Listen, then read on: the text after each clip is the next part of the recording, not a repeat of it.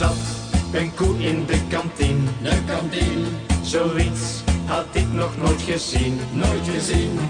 En ze loeide, doe me een plezier en geef me nog een pintje bier. En naast haar zat een oude bok, Oude bok, die riep, ik hou wel van een slok. van een slok. Dus de waard die toch net bezig was, die tapte hem een stevig glas. En het bokkie dat zei, en het koetje dat zei, want de bok zat aan de billen van de koe. En het geitje dat riep, en de stier die brulde, want de bok zat aan de billen van de koe.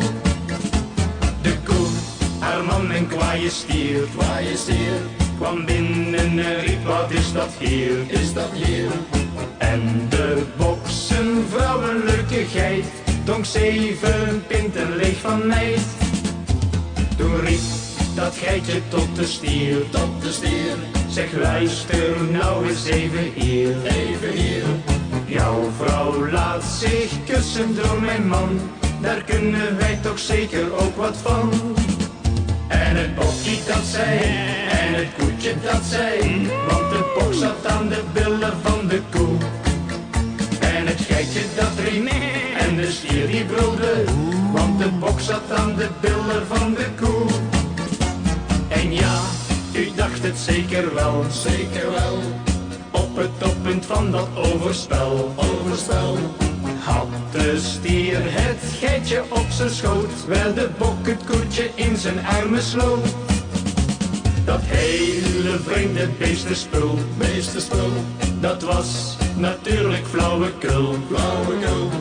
Want ik zat te lang in de kantine en daardoor ging ik beestjes zien.